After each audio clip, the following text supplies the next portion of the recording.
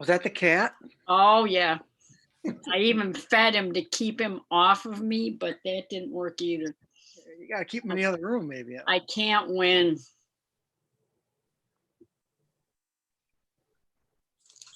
All set, Tony. Good to go? Okay. All right, then. I'll call this special meeting of the December 14th special meeting of the City Council to order. Will the clerk please call the roll? Councilmember Sheldon, Here. James, Here. Aruba, Here. Olson, Here. Nelson, Here. Eklund, Here. Graham Reinhardt.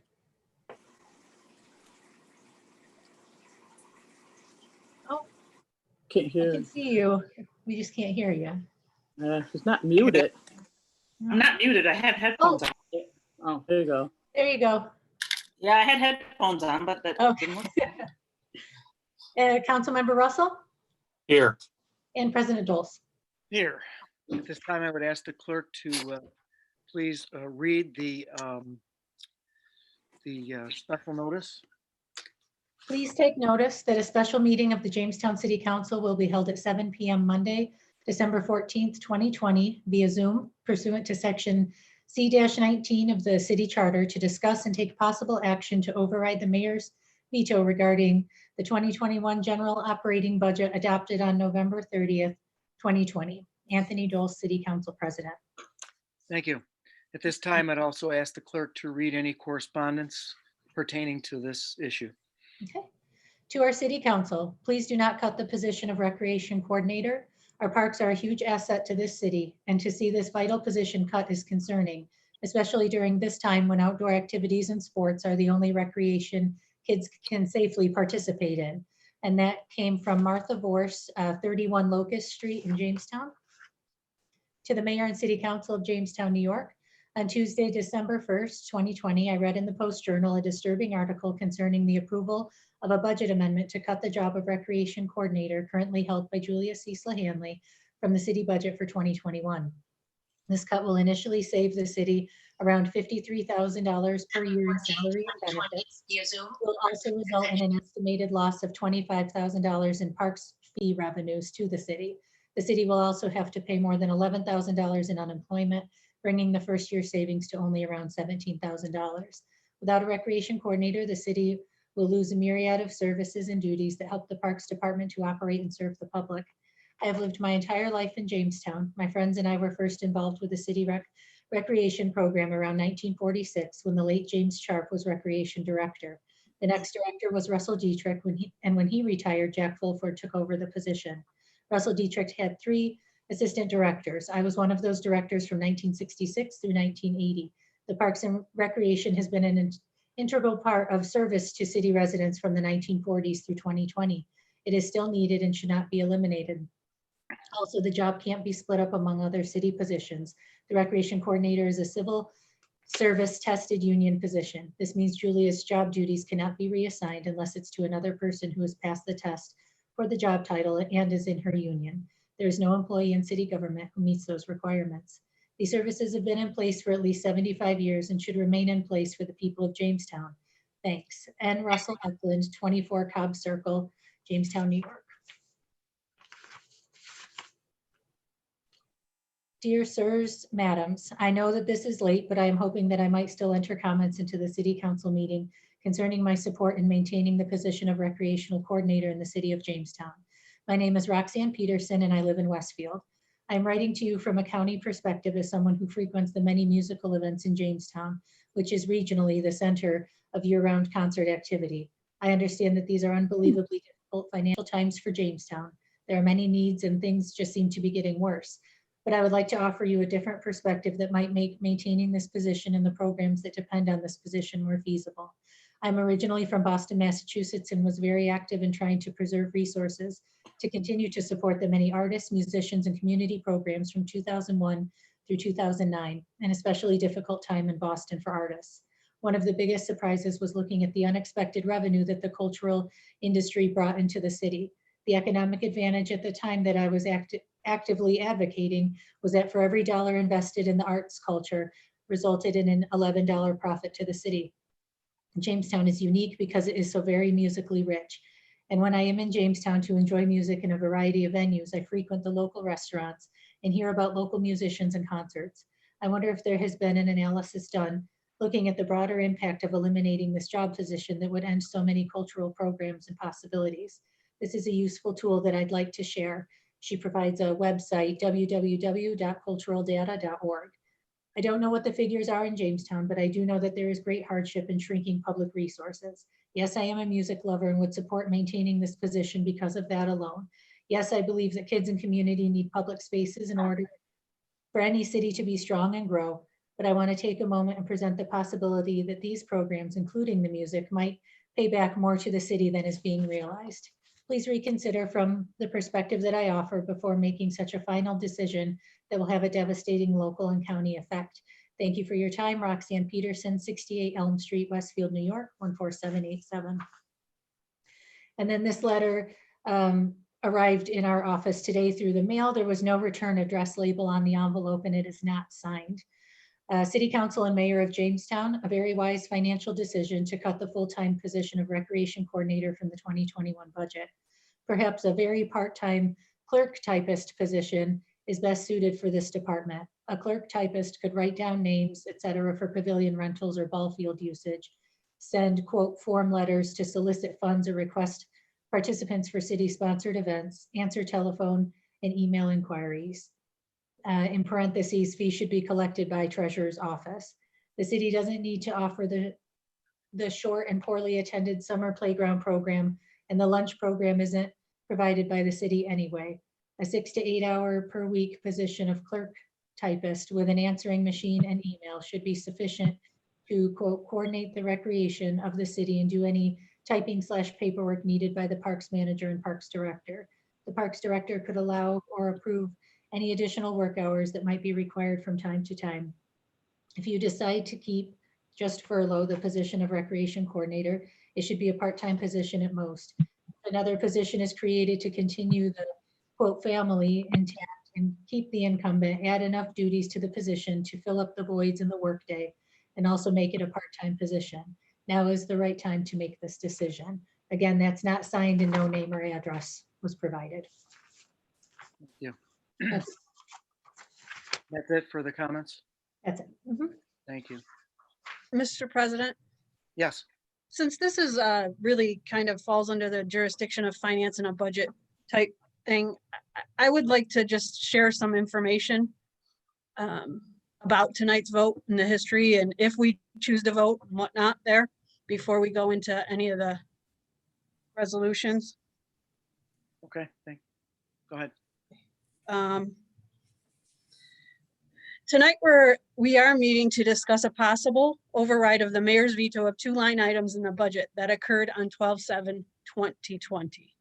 The power to veto can only strike out or eliminate an action that was taken and approved. A veto cannot alter or change a set amount without an additional amendment to offset that amount. The first veto by Mayor Sundquist to override the council decision to furlough the recreation coordinator position is valid in its entirety.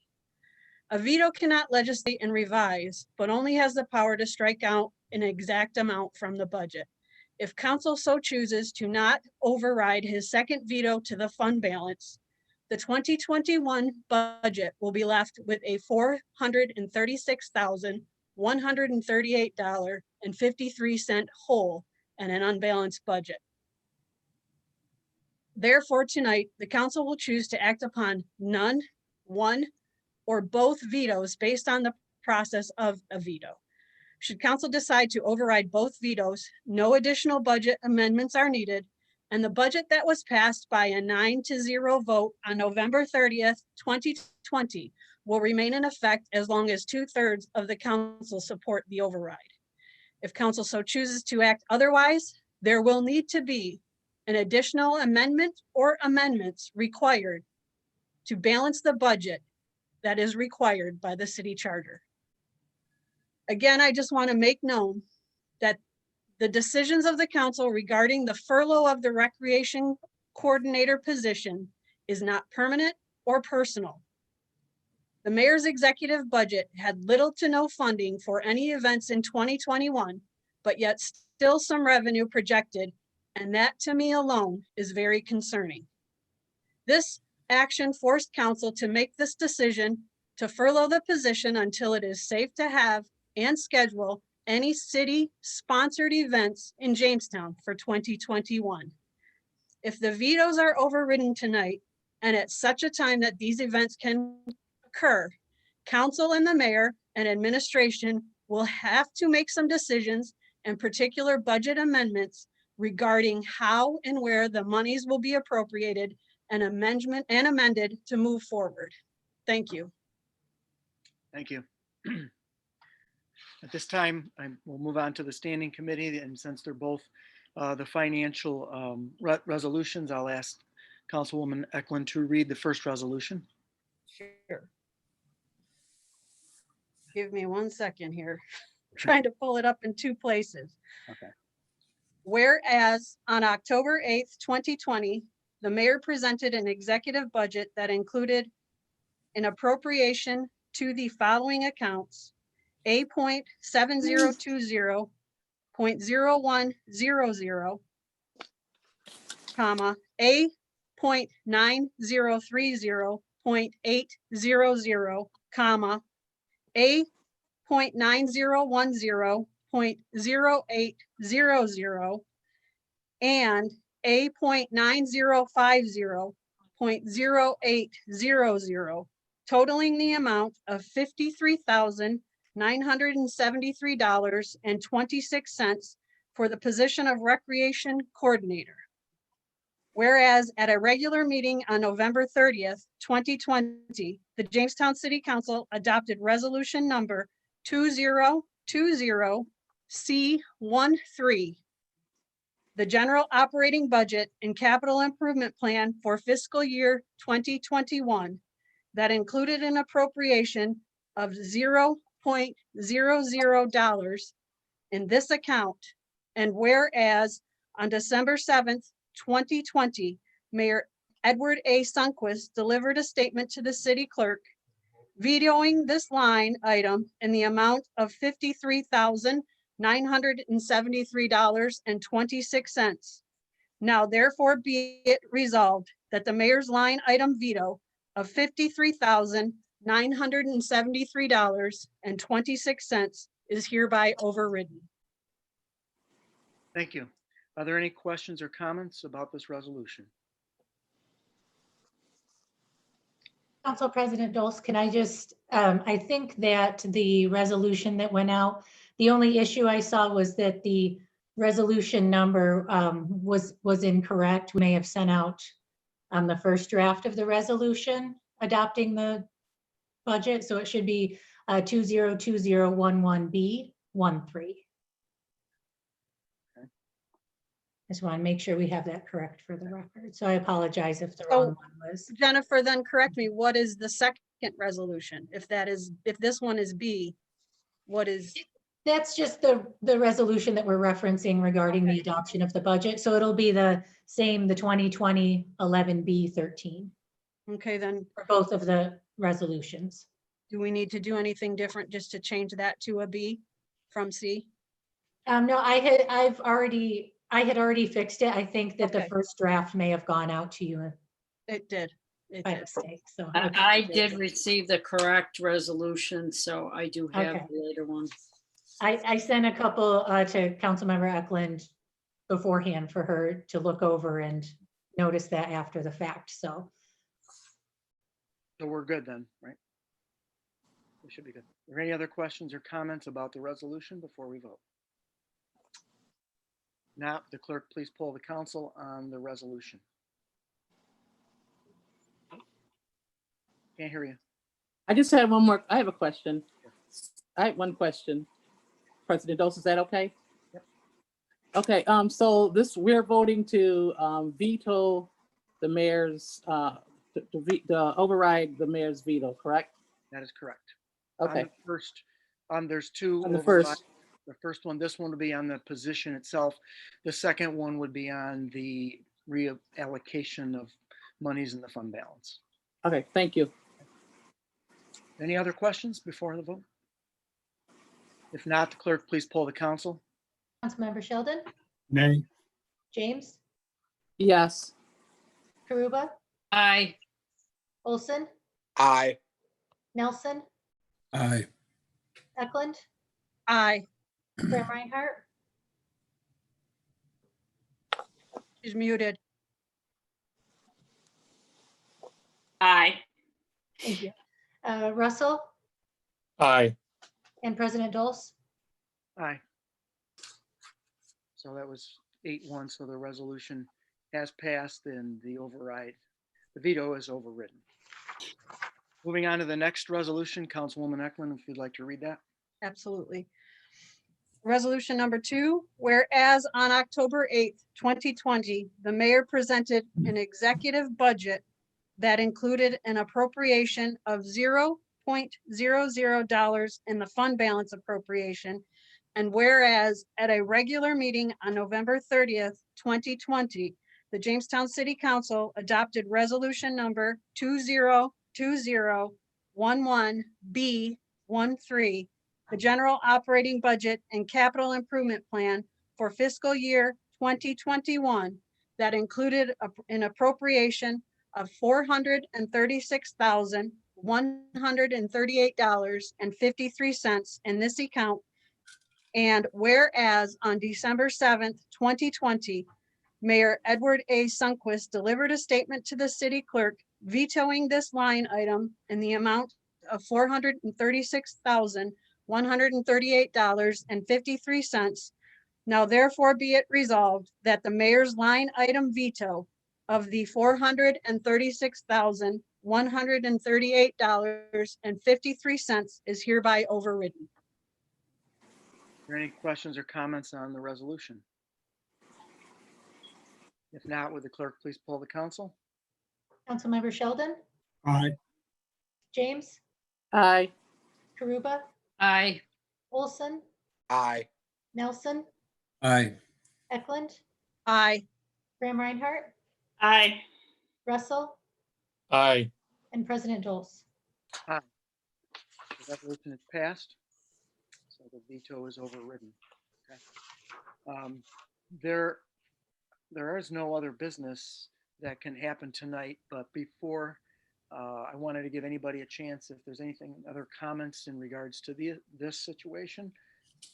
If not, I would just like to make a brief comment, kind of piggybacking on what Councilwoman Eklund said earlier about what has transpired here. I just wanted to state for the record that overriding a executive veto is not something that is common in the city.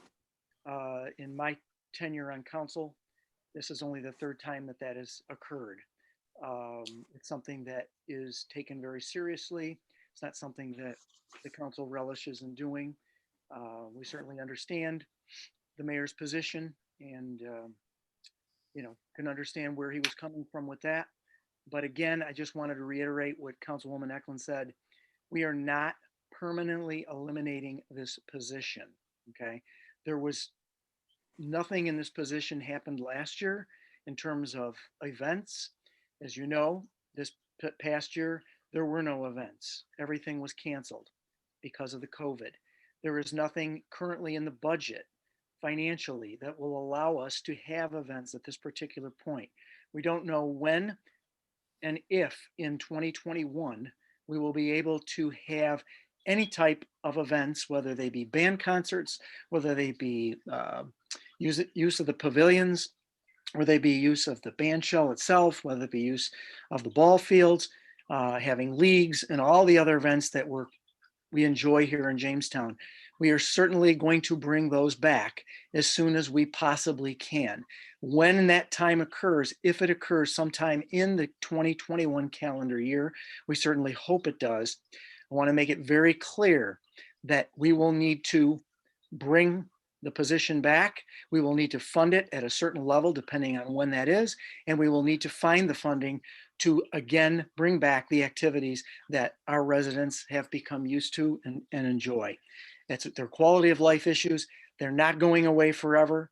We're doing the best we can with what we have budgeted, as well as what we can safely and be allowed to do in the near future. So I just wanted to make that very clear. This is not a permanent policy statement that we're never going to have recreation activities or musical activities or any other activities. We want to bring this position back as soon as we can do it safely. And we want to be able to, in the meantime, be able to save as much of the taxpayers' money as possible. So I wanted to make that very clear. That was the process and that we went through and the thought process that the majority of the council wanted to do. So with that, if there's no other comment, I declare this meeting adjourned. Thank you. Thank you. Good night. Good night. Good night.